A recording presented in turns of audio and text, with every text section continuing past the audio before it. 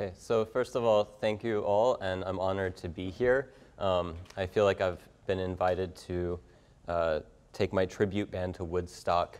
So many of my intellectual heroes are in this room. So I'll try to live up to their standard as best I can.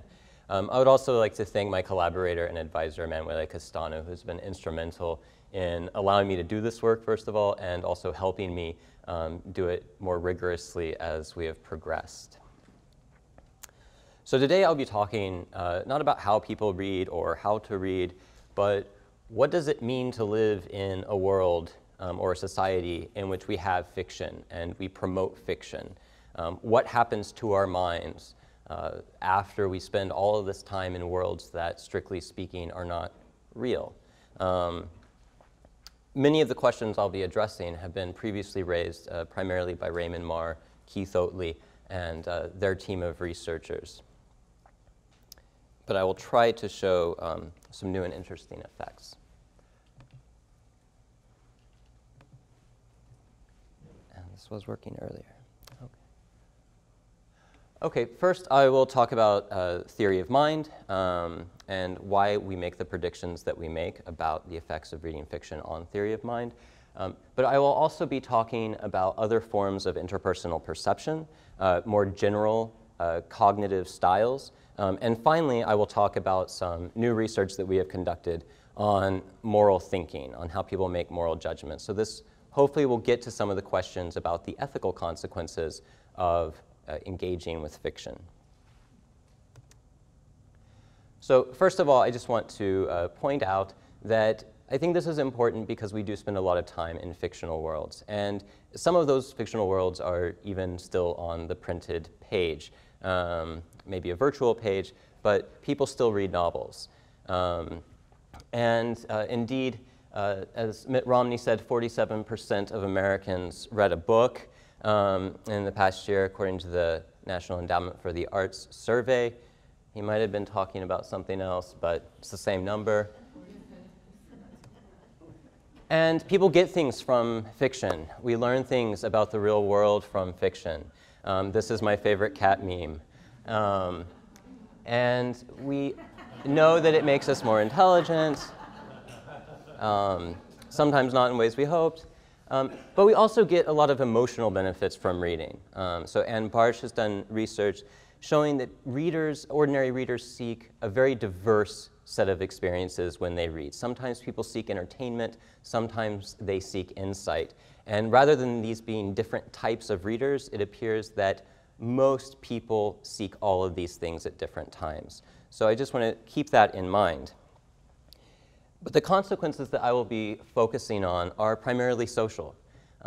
As Keith Oatley and Raymond Marr have observed, fiction is a simulation of social experience. We are primarily social creatures, so it's not surprising that our fiction would be preoccupied with social actors and social situations. And their research showed that fiction seems to recruit the same psychological processes we use to understand people in the real world. So for some reason, evolution did not equip us with a special set of processes just for stories. Instead, we use the same processes in stories as we do in the real world. And I also want to talk about the importance of complexity of characters. And while this is certainly a continuum of complexity, some fiction has been observed to have more complex, perhaps more realistic characters. And this is typically, at least in contemporary American literature, is considered more literary fiction rather than popular genre fiction. This is not a hard and fast distinction of natural kinds, but critics and ordinary readers, I will argue later, do make this distinction to some degree. And there are a number of features of more literary fiction that I think we can identify, some of which are more formalist, coming from the tradition of Shklovsky, and David Miall and Donald Cricket have pointed to the importance of foregrounding, aspects of language that defamiliarize the reader, that make them pause perhaps. And this has been shown to make them reflect a little bit more on the text. But also, it's more than the formal features of the text. It's how the reader engages with the text. And I think this is really key. Some texts that we read for entertainment, we might be much more passive. We simply go along for the ride. We want to find out who did it, or will they get the silent submarine sort of thing. And those can be very exciting, but they leave not much up to the imagination of the reader. It's very hard for two people to come away from the same story with radically different interpretations that they will debate about in certain departments for a century or more. So I will focus primarily on the importance of understanding how are readers engaging with the text, what processes are they using. And to further explore this idea of simulating social experience, I want to focus on the different psychological tools we have for navigating real social worlds. So mostly we talk about theory of mind in the context of fiction. As a social psychologist, we almost never talk about theory of mind. We talk about stereotyping and dehumanization and things that are frankly depressing but very real. And the fact is that often we go through our daily lives without making careful inferences about the mental states of other people. Instead, we operate on the basis of scripts, schemas, stereotypes, not all of which are particularly negative. So if I go to the grocery store and I'm trying to find capers, I will look for somebody who is dressed in the uniform of the grocery store if I want to get an accurate answer and not freak someone out. And so I'm stereotyping about their mental states. I'm not really making inferences about how they are thinking and feeling as an individual in that moment.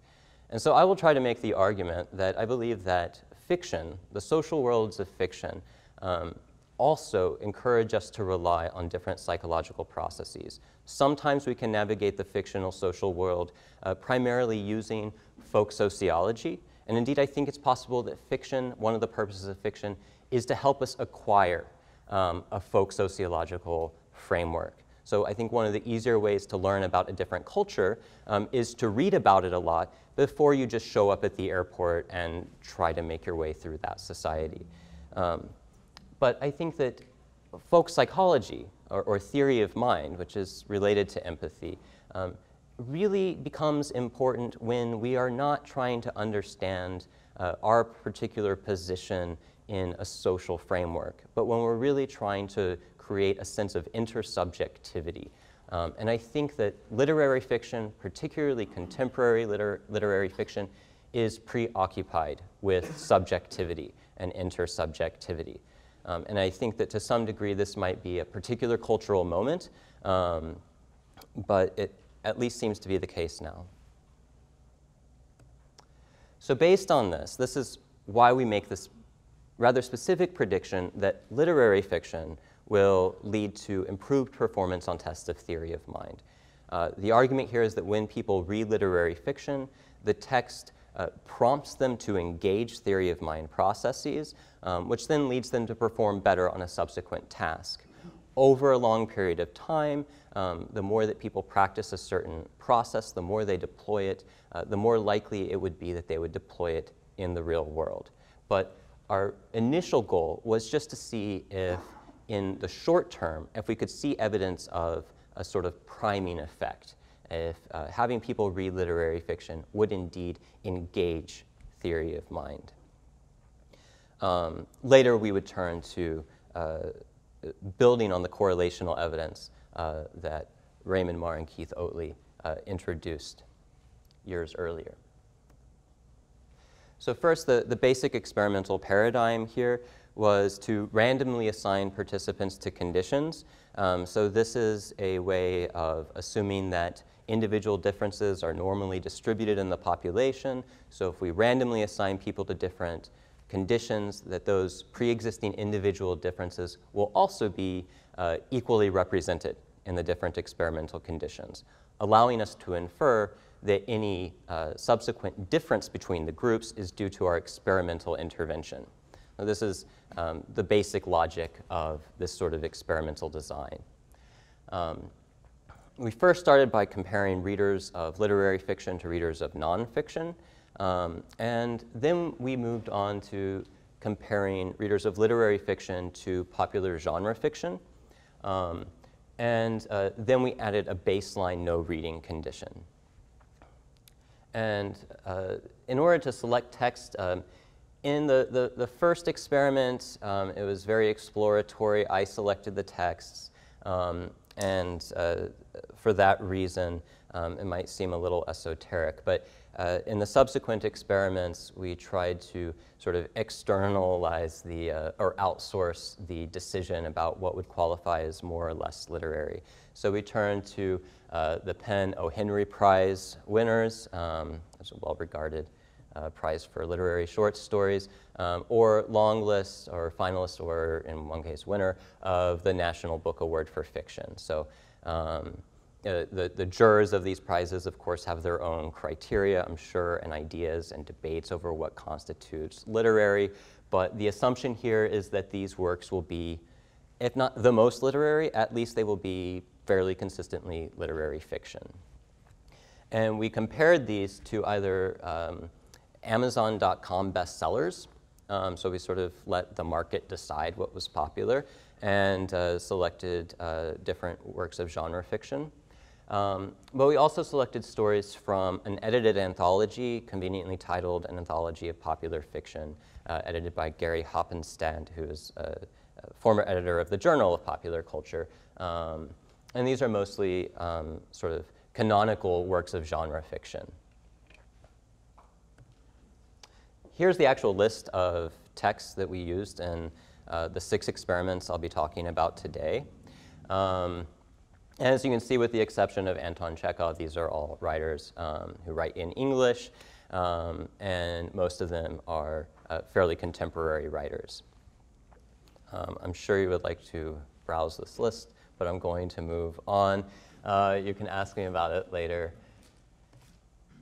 In order to assess theory of mind, we followed the lead of Raymond Marr and Keith Oatley's group and tried to use a theory of mind test that was not primarily verbal. There are words involved, but it's not a theory of mind test where people read a vignette and then have to interpret it, because that would be a little bit close to literary analysis. One of the tests is called the Diagnostic Analysis of Nonverbal Accuracy 2, Adult Faces, and it was developed by a team of researchers at Emory University. And here are 2 sample items. It only assesses very basic emotions. The task is fairly easy. It's made more difficult by only showing the faces for 2 seconds. Nonetheless, participants scored very high on this test. We also used a test that was developed by a team of researchers led by Simon Sametzori in Israel, called the Yoni task, after the popular Israeli name. And it measures both cognitive and affective theory of mind, first and second order. This test, we also saw very high scores, which I think might lead to some of the strange results we saw using this test, which I'll get to in a moment. The test we relied on the most is the reading the mind in the eyes test, which you've already seen one example. I'm glad I didn't choose the same example. Maybe by the end of this conference, you'll have seen all of them. But it includes 36 items. To calculate a score, you just count up the number of correct responses. And scores on this test have been associated with self-reported empathy, but I should point out that not all the time. So sometimes there's a positive correlation, sometimes there's not, which suggests that there's something interesting going on, and I don't know what that is yet. It's also been associated with lower Machiavellianism, and this is actually quite surprising, because originally people thought that humans developed theory of mind so that they could better exploit other people. Well, it turns out that people who really like exploiting other people do not do well on this test. And it seems more likely at this point that we developed this capacity for intersubjectivity so that we could actually maintain the close relationships that we need. One really interesting set of findings has to do with how well people work in groups. And a team of researchers have conducted now 2 studies in which they looked at the average theory of mind score in small working groups, and then saw how well those groups did solving difficult tasks together. Now, these were strangers who came together. And what they find is that the groups with higher average scores do better on the test. And these are problem-solving tests. They're not emotion tests. But the reason for this is that those groups do a better job of taking turns talking, and they appear to listen to each other. And in their latest study in 2014, this team found that this effect held even when the group activity took place solely through computers. So they weren't actually seeing each other's faces, suggesting that scores on this test are really tapping into some deeper capacity for understanding other people, or at least making the effort after understanding. So we used this test in all but one experiment. And the basic way the experiments worked is we recruited all of our participants online. This allowed us to get a fairly diverse sample and many different metrics than we could get from the liberal arts undergraduate population at the New School for Social Research.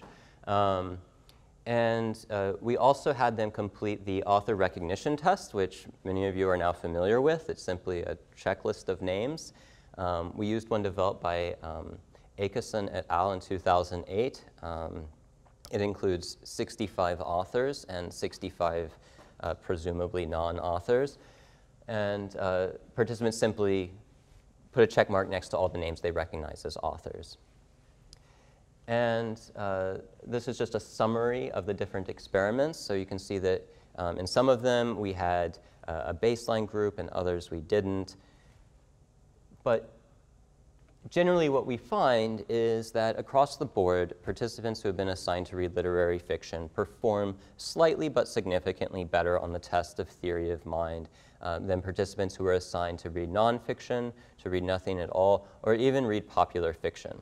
Now I should point out that we only added the baseline condition later on primarily to deal with the question of, well, is popular fiction in some way damaging theory of mind? We didn't think that was the case. We didn't have a theoretical rationale for that. So to really sort of make that clear, we included the no reading group.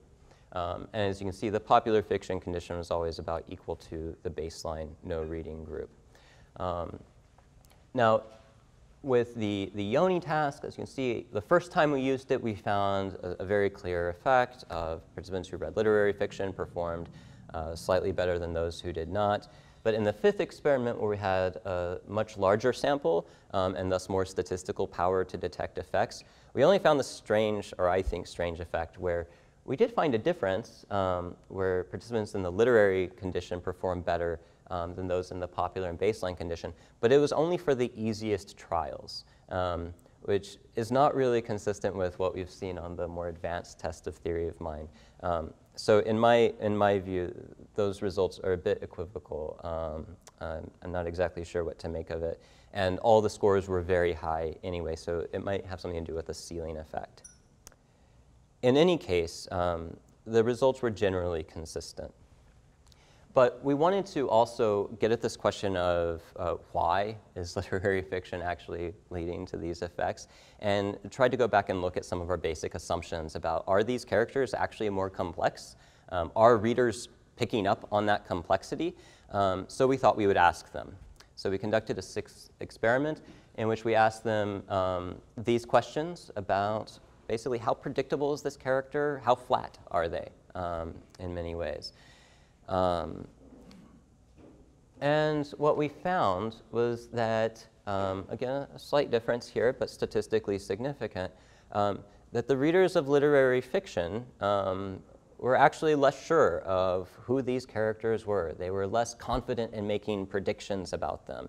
And this is consistent with the idea that these characters are less easily understood through the application of knowledge of genre-based archetypes or social stereotypes. We also continue the tradition of using the Big Five inventory in strange ways. It was introduced by Keith Oatley's team. And we had people fill out a short form of the Big Five inventory for the character in the text that they read. And then we basically ignored those responses, because what really mattered to us was the question we asked them after they filled out this Big Five inventory. We asked them, how confident are you in your judgments of this character? And what we find is that the participants in the literary fiction condition we're a little bit more hesitant to say, I have that character pegged. And so we take this as evidence that's consistent with the idea that literary fiction sort of keeps us on our toes and forces us to keep making inferences and adjusting those inferences rather than seizing upon a first impression. So overall, the experimental results seem to suggest that reading literary fiction does indeed lead to at least short-term improvements in performance on a test of advanced theory of mind. We also think that we have some evidence of generalizability in the sense that we didn't just use one text over and over again, but 28 texts, I don't know the exact count of short stories and novels that have been written, but is still a rather small number.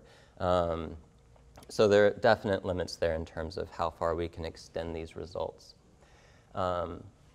But critically, we did find that the characters in literary fiction do seem to be a bit more ambiguous and complex. And critically, this is something that was picked up on by people who were reading these stories on the internet, not for class, who might not have received an education in literature. So we can see that ordinary readers are picking up on the nuance, at least some of the nuance in literary characters. But we still are not quite sure if ordinary readers behaviorally gravitate towards literary or genre fiction. Now, this is a huge question in sociology, or at least was for a while. The extent to which readers actually make distinctions between literary or popular forms of fiction and what those distinctions mean. Do we all think that whatever we read is literary and not the other person's book? But also we wanted to know if, can we identify clusters of authors who seem to be more literary and clusters of authors who seem to be more genre? We also wanted to further test this idea of, do these effects of reading fiction, and particularly literary fiction, is there any evidence that they accrue over a lifetime, that they have any sort of stability, or is this priming effect something that just disappears, as some do? Now, we already had pre-existing correlational evidence suggesting that there is indeed a stable relation, but we wanted to explore that further. We also wanted to look beyond just performance on this reading the mind and the eyes test.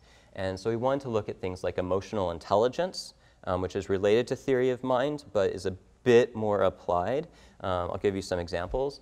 And we also looked at something called psychological essentialism, which is a psychological construct that refers to beliefs that people behave the way they do because of some sort of genetic essence that they have, and that people are unlikely to change over time, that people are one way or they're not.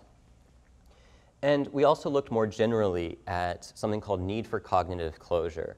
And we looked at this, first of all, because of prior experimental work showing an effect of fiction, but also because we think that changes in need for cognitive closure might be expected from a type of fiction that is unsettling and that does force people to adjust their inferences. And we believe that these things might contribute to differences in how people make moral judgments, what they think is right and wrong, what they prioritize. I'll talk about these all in a bit more detail as we move on. But first, we wanted to identify these clusters of literary and genre writers. And we tried to do that using statistics. So we used a strategy called factor analysis, which helps to identify latent variables that can explain the variability in a bunch of other variables. So I'll try to explain this more clearly. It's really about identifying clusters. Things that go together based on people's responses. And we used the author recognition test as 65 author names. We were only concerned with the author names. And to do a factor analysis, you really have to have a lot of data. And we were very lucky in that the New York Times allowed us to embed a link in their article about this research, and our IRB board was very quick in getting back. I guess they recognized that they could never give us enough money to get this number of participants. And actually, we got more responses than I ever imagined. But it allowed us to run a factor analysis on this data. And we actually used 2 different samples to try to ensure that we weren't just tapping into New York Times readers, who actually turned out to be quite different in other ways from our other samples. They're very liberal. Surprise. So we ran our factor analysis, and we used conventional thresholds for determining whether or not something loaded onto a particular factor. But we ended up with some ambiguous authors. So Nora Ephron sort of loaded onto, seemed to belong to the genre fiction group, but also the literary group. I'm not sure why, but that's the case. And then there were 4 authors out of the 65 who just didn't load onto either factor clearly. In other words, responses, whether or not people recognize those authors, was not very informative. So Brian Herbert, nobody recognized that name, basically. There were 3 people. Stephen King, everybody recognized Stephen King. So for those reasons, these authors were not very informative, and the statistics showed us that. But we ended up with 40 authors who loaded onto a category that we labeled literary based on which authors were in there, and I'll show you the list in a moment. And 20 authors were categorized as primarily genre fiction writers, with some surprises. So here's a list of all of the names, and they're actually in order of the factor loading. So Gabriel Garcia Marquez was the most had the highest loading on the literary factor. Now, this does not mean that he is the most literary writer. It just means that knowing whether or not someone had read Gabriel Garcia Marquez could tell you quite a lot about their reading habits. Knowing if somebody read Danielle Steele, who's the lowest on this factor, can also tell you a lot about their reading habits. Now, I should also point out that contrary to this idea, this polarization of readers into high and low status, that scores on these 2 factors were very highly correlated, suggesting that people are actually, if they're readers, they're mostly omnivorous. But they still seem to gravitate towards one or the other of these clusters. So to calculate scores based on these factors, we simply calculate the percentage of authors in each group that participants recognized. We then wanted to look and see if we could predict people's performance on the reading the mind, the eyes tests with these factor scores. And we also wanted to see if demographic variables might be, if we were just measuring some demographic variable by proxy with these different scores. So in order to identify potential confounds, we looked at correlation matrix to see if age, education, gender, ethnicity, if any of these things correlated with both recognition of the authors and with performance on the mind and the eyes test. So if you see other variables in these tables, it's because they were potential confounding third variables. And what we see here is that exposure to literary fiction is positively related, that 0.246 there, with performance on the test, the reading, mind, and the eyes test. Age was negatively correlated. I don't want to make much of this because we don't find it elsewhere, though some researchers have reported a negative relation between age. We don't see it that regularly. If anything, we see a slight negative relation here, and this is the New York Times sample, a slight negative relation between exposure to genre fiction and mind in the eyes test performance. But again, I wouldn't make much of this because with a sample size this large, to find a statistically marginal effect means that there's no effect because you have so much statistical power to detect a real effect. So that's why this is not highlighted in red. It's a trend, but I wouldn't make much of it. Using all of the data from all of the experiments we've run, we created a large sample. We also use this to confirm the factor structure that we found with the New York Times sample.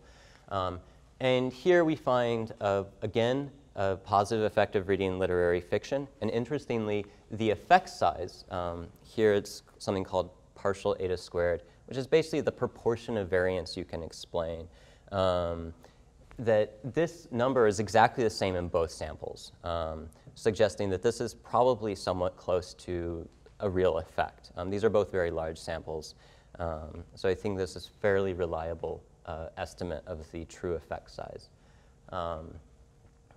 Here we found that education was a potential confound, and I think it came out here in this sample because in the New York Times sample, people were so highly educated that everybody was about equal to begin with. So here we see education coming out as a potential confound.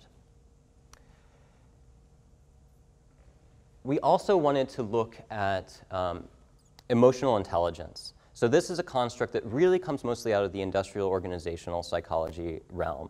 And it predicts things like how well people can work in the workplace. Do their bosses like them? Do their colleagues like them? And the two measures that we used, one is the situational, not the tuational, the situational test of emotion understanding. And the other is the situational test of emotion management. They're both similar, but the situational test of emotion management is a bit different because it's about not just managing one's own emotions so much as being able to approach conflicts in a way that you manage the emotions of the other person to solve the problem rather than just make it worse, which can sometimes happen when we confront our housemates about dishes, as this is this example down here. And so both of these, it's not just looking at someone's eyes or something like that. It's really sort of thinking through a real-life situation. And I'll go ahead and show you the effects here, because what we see for the situational test of emotion understanding is we see that both exposure to literary and genre fiction positively predict performance. And I think that this is because these tests tap into something more than just a process. They tap into social experience. And the fact is you do get social experiences in popular genre fiction. You get to see characters try to do things and fail or succeed. And this can help you make more sophisticated decisions about how to handle real-world conflicts. So here we do see a positive effect of reading genre fiction. Another thing I would like to point out is that the effect size, this amount of variability we can explain, is magnitudes greater when we look at performance on this test compared to when we look at a more process-based test like the mind and the eyes test. So this suggests that this effect is not just due to changes in theory of mind, but has to do with perhaps acquisition of information about folk sociology, as well as more general knowledge about how social situations work. With the situational test of emotion management, we again see a positive effect of literary fiction. We do not see a significant effect of exposure to genre fiction. However, it's at least a positive relation, so it's in the right direction. And so I don't think we can rule out the idea that reading popular genre fiction could also contribute to this aspect of emotional intelligence. But in any case, we see evidence that the effects of reading literary fiction, at least on a correlational level, seem to extend beyond just recognizing black and white image emotions. I should also mention that this research was absolutely impossible to do without the help of 3 students, Eden, Greg, and Kate, who put all these materials together and were really excited about the project and did most of the hard work. So I need to give them credit. And likewise, give credit to another student, Rachel Smith, who was really interested in pursuing the impacts of literary fiction on psychological essentialism. So this idea that people are basically unchanging and fairly simple and easy to understand. And Psychological Essentialism Index, which is the measure we used, was developed by Brock Bastian and Nick Haslam. Nick Haslam has written extensively about essentialism, psychological essentialism. And there are 3 basic components that I alluded to before. One is having a biological basis for all personality and behavior. Another is informativeness, the idea that you can know a lot about somebody just by having a little bit of information about them. And then the third component is discreteness, the idea that people are one way or they're not. People are clear-cut. Literature doesn't tell us that very often, and consequently we see a negative relation between familiarity with literary fiction and this particular component of essentialism, but not the other two. This is one study with not a very large sample, so we would like to explore this further, but it's consistent with this picture that we've been building of how literature might change the way we think about other people. And we've also looked at how it might just affect people's ability to deal with ambiguity and complexity more generally. And this work was motivated by a set of experiments conducted by Maya Djikic, Keith Oatley, and Moldovinu in 2013, where they found that participants who were assigned to read short stories reported lower need for cognitive closure than participants who read essays. And so we administered this, a short form of this measure, 15 items, that's been well validated. And we find again that exposure to literary fiction is negatively related to need for cognitive closure.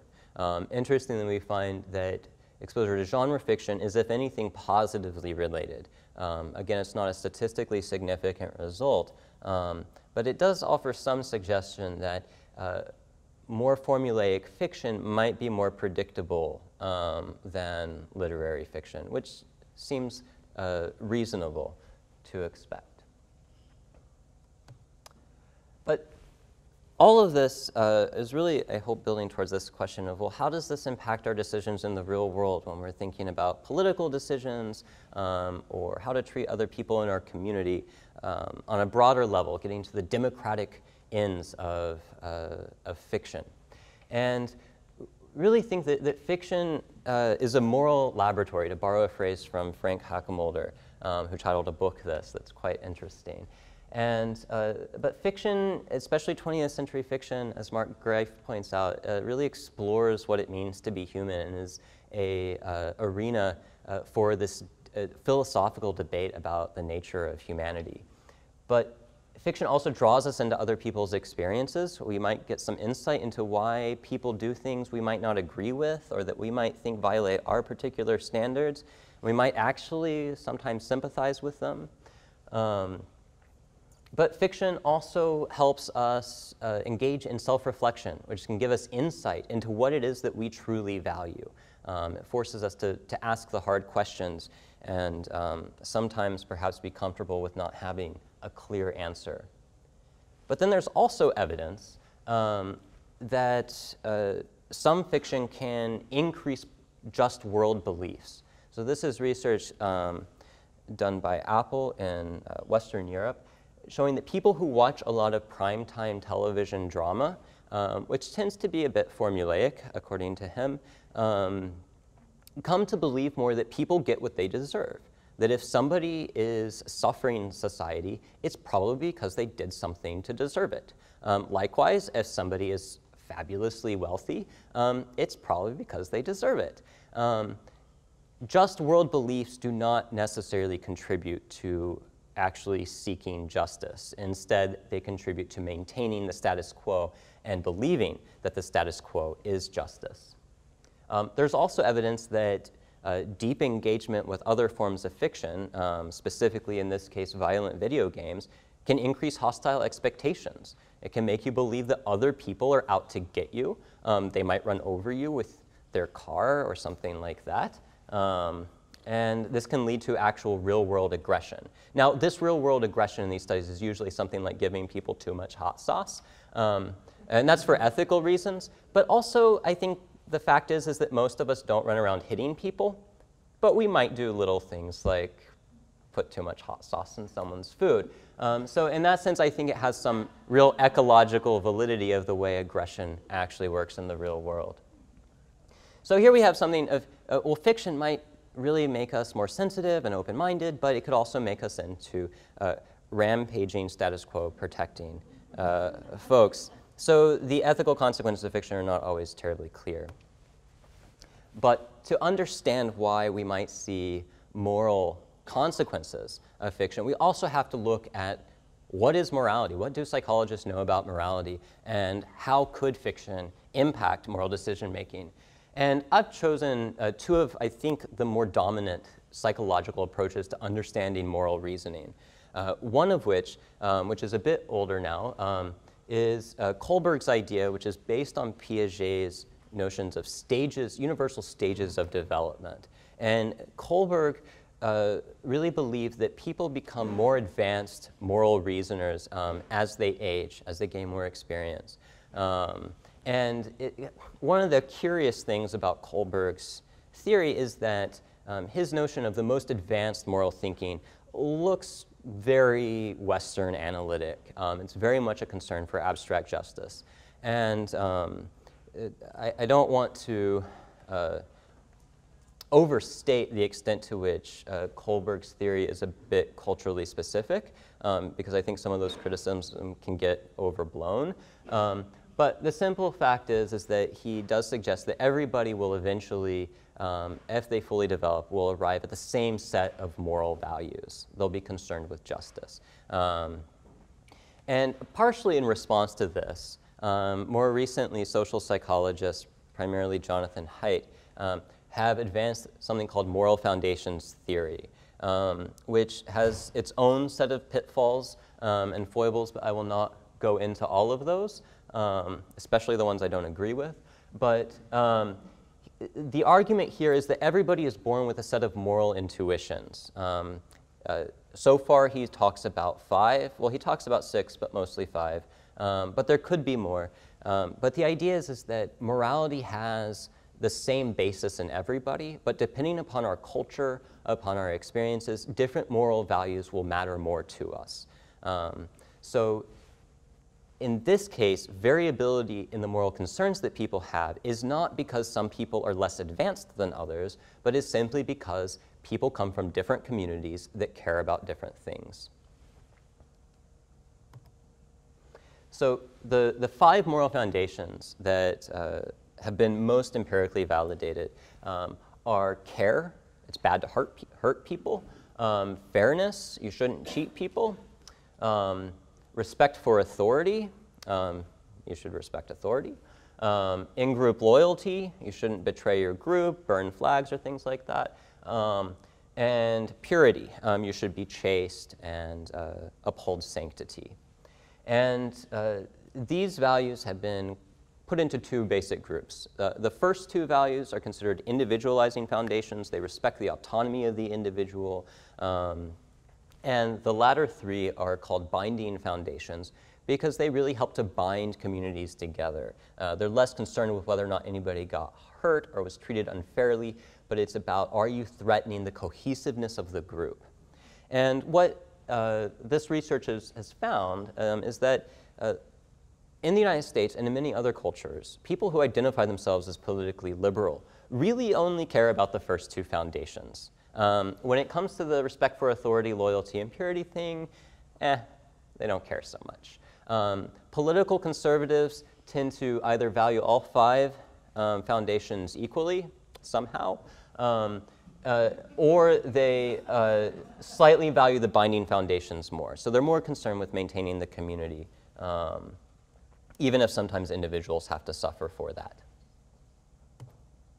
And what we find, again, we're looking for potential confounds, so there are a lot of things in here. And as you can see, a lot of things predict the moral concerns that people have. White people do not care so much about the individualizing foundations as the non-white participants that we had. Education, not really.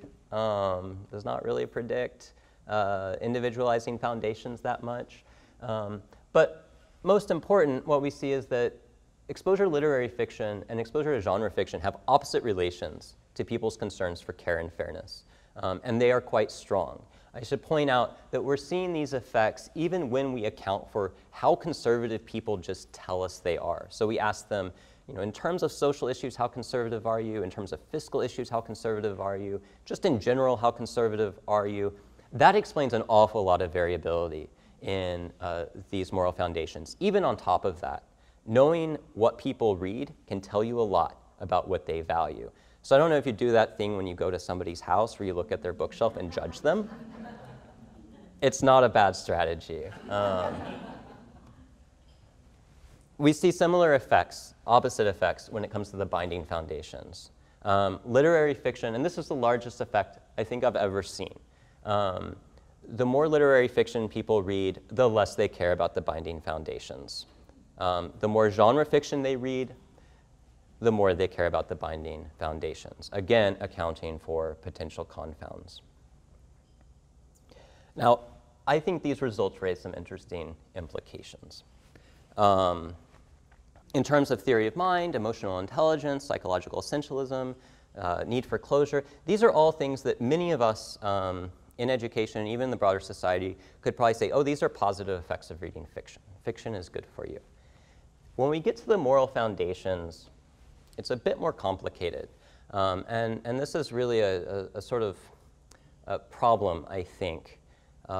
We have to question, is literature in some way unpalatable to conservatives? Is it brainwashing people to become bleeding heart liberals?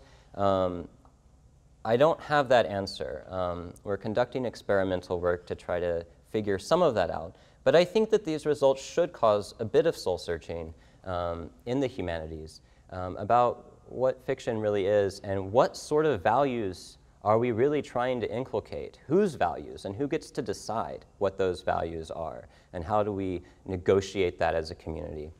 So I wanted to talk about some of the other applications, but I see I've used up pretty much most of my time, and I really want to have time for questions.